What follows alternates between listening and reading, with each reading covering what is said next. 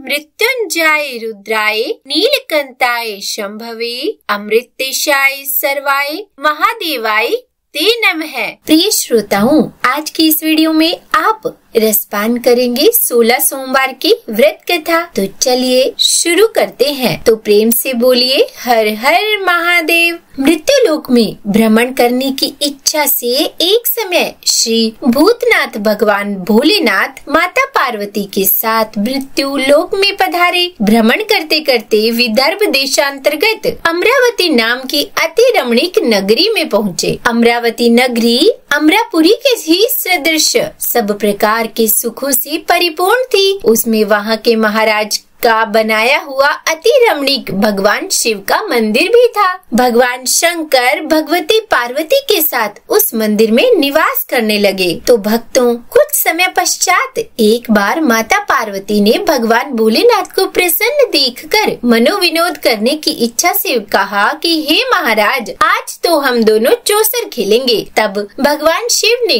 प्राण प्रिया की बातों को मान लिया और दोनों चौसर खेलने लगे। उसी समय मंदिर का पुजारी ब्राह्मण मंदिर में पूजा करने आया था। तब माता पार्वती ने पुजारी जी से प्रश्न किया कि पुजारी जी बताओ, इस बाजी में हम दोनों में से किसकी जीत होगी। तब ब्राह्मण बिना विचारे शीघ्रता से बोला कि महादेव जी की जीत होगी। और थोड़ी देर में बाजी समाप्त हुई। माँ पार्वती की विजय हुई और भगवान भोलेनाथ हार गए। तब माँ पार्वती बहुत ही क्रोधित हुई और ब्राह्मण को झूठ बोलने के अपराध के कारण श्राप देने को उद्यत हुई। भोलेनाथ ने माता पार्वती को बहुत समझाया, परंतु उन्होंने ब्राह्मण को कोढ़ी होने का श्राप दे ही दिया। कुछ समय बाद पार्वती जी के श्रापवश पुजारी के शरीर में कोढ़ पैदा हो गया। वो अनेक प्रकार से दुखी रहने लगा। पुजारी को श्राप का कष्ट भोगते हुए जब बहुत दिन हो गए, तब एक दिन देवलोक की अप्सराएं भगवान शिव की पूजा के लिए उसी मंदिर में पधारी और पुजारी जी के कोढ़ के कष्ट को देखकर उसने बड़ी दया भाव से उनसे रोगी होने का कारण पूछा। तब पुजारी ने निसंकोच सारी बातें उन्हें बता दी। तब वे अप्सराएं बोली कि हे पुजारी, अब तुम अधिक दुखी मत हो, भगवान शिव तुम्हारे कष्टों को दूर करेंगे। तुम सब व्रतों में श्रेष्ठ 16 सोमवार का व्रत भक्ति भाव से किया करो। पुजारी ने अप्सरा से विनम्र भाव से 16 सोमवार व्रत की विधि पूछी। तब अप्सरा ने पुजारी को बताया कि सोमवार को भक्ति के साथ व्रत करें। स्वच्छ वस्त्र पहने, संध्या और उपासना के बाद आधा सेर गेहूं का आटा लें, उसके 3 अंग बनाएं और घी, गुड़, दीप, नैवेद्य, पुंगी फल, बेल पत्र, जनेऊ, जोड़ा, चंदन, अक्षत, पुष्प आदि के द्वारा प्रदोष काल में भगवान शंकर का पूर्ण विधि से पूजन करें। तत्पश्चात 3 अंगों में से एक भगवान शिव को अर्पण करें और बाकी 2 को भगवान शिव जी का प्रसाद समझकर उपस्थित जनों में बांट दे और आप भी प्रसाद पावे। इस विधि से 16 सोमवार व्रत करें और फिर 17वें सोमवार को पाव सेर पवित्र गेहूं के आटे की बाटी बनाएं, उसमें घी और गुड़ मिलाकर चूरमा बनावे। भगवान भोलेनाथ को भोग लगाकर उपस्थित भक्तों में बांटे और उसके बाद कुटुंब सहित प्रसाद लें। तो भगवान शिव जी की कृपा से उसकी सभी मनोरथ पूर्ण हो जाते हैं। भक्तों, ऐसा कहकर अप्सराएं तो स्वर्ग लोक को चली गई और ब्राह्मण ने यथाविधि 16 सोमवार व्रत किया तथा भगवान शिव की कृपा से रोग मुक्त होकर आनंद से रहने लगा। अब कुछ दिनों बाद भगवान शिव और माता पार्वती फिर से उसी मंदिर में पधारे। ब्राह्मण को निरोग देखकर पार्वती जी ने ब्राह्मण से रोग मुक्ति होने का कारण पूछा। तो ब्राह्मण ने 16 सोमवार व्रत की कथा सुनाई। तब यह सुनकर पार्वती जी अति प्रसन्न होकर ब्राह्मण से व्रत की विधि पूछकर स्वयं व्रत करने को तैयार हो गई। व्रत करने के बाद उनकी मनोकामना पूर्ण हुई और उनके रूठे पुत्र स्वामी कार्तिकेय स्वयं माता के आज्ञाकारी हुए। तब कार्तिकेय जी को भी अपना यह विचार परिवर्तन का रहस्य जानने की इच्छा हुई और वे अपनी माता से बोले कि हे माता, आपने ऐसा कौन सा उपाय किया जिससे मेरा मन आपकी ओर आकर्षित हुआ। तब पार्वती जी ने वही 16 सोमवार व्रत की कथा उनको भी सुनाई और तब कार्तिकेय जी ने कहा कि इस व्रत को मैं भी करूँगा, क्योंकि मेरा प्रिय मित्र ब्राह्मण बहुत दुखी दिल से प्रदेश गया है, मेरी उससे मिलने की बहुत इच्छा है। और फिर कार्तिकेय जी ने भी इस व्रत को किया और उनका प्रिय मित्र उन्हें मिल गया। मित्र ने इस आकस्मिक मिलन का भेद कार्तिकेय जी से पूछा। तब वह बोले कि हे मित्र, हमने तुम्हारे मिलने की इच्छा करके 16 सोमवार का व्रत व्रत किया था। अब तो ब्राह्मण मित्र को अपने विवाह की बड़ी इच्छा हुई और उसने कार्तिकेय जी से व्रत की विधि पूछी और यथाविधि व्रत किया। व्रत के प्रभाव से जब वह किसी कार्यवश विदेश गया तो वहाँ के राजा की लड़की का स्वयंवर था और राजा ने प्रण किया था कि जिस राजकुमार के गले में सब प्रकार से श्रृंगारित हथिनी माला डालेगी, मैं उसी के साथ अपनी प्यारी पुत्री का विवाह कर दूंगा। भगवान शिव जी की कृपा से वह ब्राह्मण भी स्वयंवर देखने की इच्छा से राज्यसभा में एक ओर बैठ गया। नियमित समय पर हथिनी वहाँ आई और उसने जयमाला उस ब्राह्मण के गले में डाल दी। राजा ने अपनी प्रतिज्ञा के अनुसार बड़ी धूमधाम से अपनी कन्या का विवाह उस ब्राह्मण के साथ कर दिया और ब्राह्मण को बहुत सारा धन देकर और सम्मान देकर संतुष्ट किया। ब्राह्मण सुंदर राजकन्या पाकर सुख से जीवन व्यतीत करने लगा। एक दिन राजकन्या ने अपने पति से प्रश्न किया कि हे प्राणनाथ, आपने ऐसा कौन सा भारी पुण्य किया था जिसके प्रभाव से हथिनी ने सब राजकुमारों को छोड़कर आपको वरण किया? तब ब्राह्मण बोला कि हे प्राण प्रिय, मैंने अपने मित्र कार्तिकेय जी के कथना अनुसार 16 सोमवार का व्रत किया था और उसी के प्रभाव से मुझे तुम जैसी स्वरूपवान पत्नी की प्राप्ति हुई। तब व्रत की महिमा को सुनकर राजकन्या को बड़ा आश्चर्य हुआ। वह भी पुत्र की कामना करके व्रत करने लगी। भगवान शिव जी की दया से उसके गर्भ से एक सुंदर, सुशील, धर्मात्मा और विद्वान पुत्र उत्पन्न हुआ।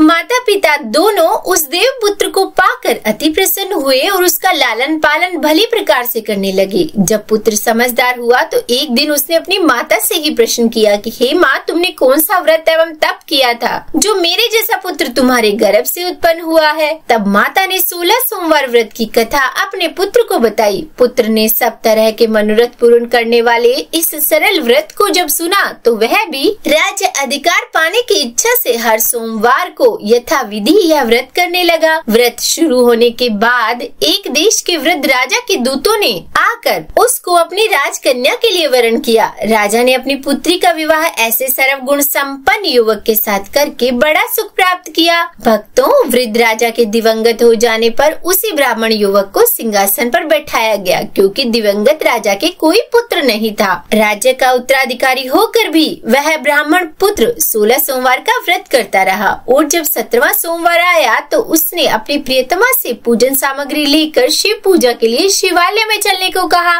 परंतु उसकी पत्नी ने उसकी आज्ञा की परवाह नहीं की। दास दासियों द्वारा सब सामग्रियां शिवालय भिजवा दी गई, परंतु वह स्वयं नहीं गई। जब राजा ने भगवान शिव जी का पूजन समाप्त किया तब एक आकाशवाणी हुई कि हे राजा, अपनी इस रानी को राजमहल से निकाल दे, नहीं तो यह तेरा सर्वनाश कर देगी। आकाशवाणी को सुनकर राजा के आश्चर्य का ठिकाना नहीं रहा। उसने मंत्रणा गृह में आकर अपने सभासदों को बुलाकर पूछा कि हे मंत्रियों, मुझे आज शिव जी की आकाशवाणी हुई है कि राजा तू अपनी इस रानी को निकाल दे, नहीं तो ये तेरा सर्वनाश कर देगी। राज्य में मंत्री तथा सभासद आदि सब विस्मय और दुख में डूब गए, क्योंकि जिस कन्या के कारण उन्हें राज्य मिला है, राजा उसी को निकालने का जाल रच रहा है। यह कैसे हो सकेगा? पर राजा ने अपनी पत्नी को राजमहल से निकाल दिया। रानी दुखी हृदय से भाग्य को कोसती हुई नगर के बाहर चली गई। बिना पद त्राण, फटे वस्त्र पहने, भूख से दुखी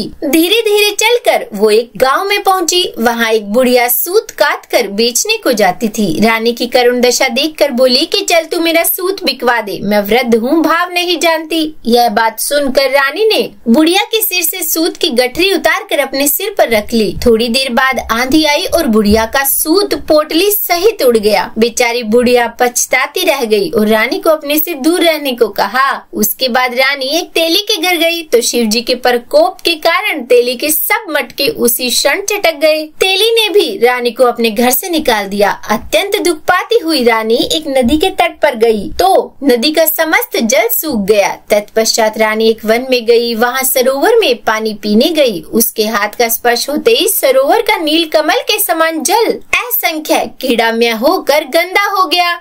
रानी ने भाग्य पर दोषारोपण करते हुए उस जल को पीकर पेड़ की शीतल छाया में विश्राम करना चाहा, परंतु रानी जिस भी पेड़ के नीचे जाती उस पेड़ के पत्ते तत्काल टूटकर गिर जाते। तब वन सरोवर जल की ऐसी दशा देखकर गऊ चराते ग्वालों ने अपने गोसाई जी से, जो उस जंगल में स्थित मंदिर में पुजारी थे, यह बात बताई और फिर गोसाई जी के आदेश अनुसार ग्वाले रानी को पकड़कर गोसाई जी के पास ले आए। रानी के मुख, कांत और शरीर शोभा देखकर गोसाई जी जान गए कि यह अवश्य ही कोई विधि की गति की मारी कुलीन स्त्री है। पुजारी ने रानी से कहा कि पुत्री, मैं तुम्हें अपनी पुत्री के समान रखूंगा, तुम मेरे आश्रम में ही रहो, मैं तुमको किसी प्रकार का कष्ट नहीं दूंगा। तब गोसाई जी के वचन सुनकर रानी को धीरज हुआ और वह आश्रम में ही रहने लगी। पर रानी जो भोजन बनाती तो उसमें कीड़े पड़ जाते, अगर जल भरकर लाती तो उसमें भी कीड़े पड़ जाते। रानी की यह दशा देखकर गोसाई जी बहुत दुखी हुए और रानी से बोले कि हे बेटी, तुम्हारे ऊपर कौन से देवता का कोप है जिससे तुम्हारी ऐसी दशा है। तब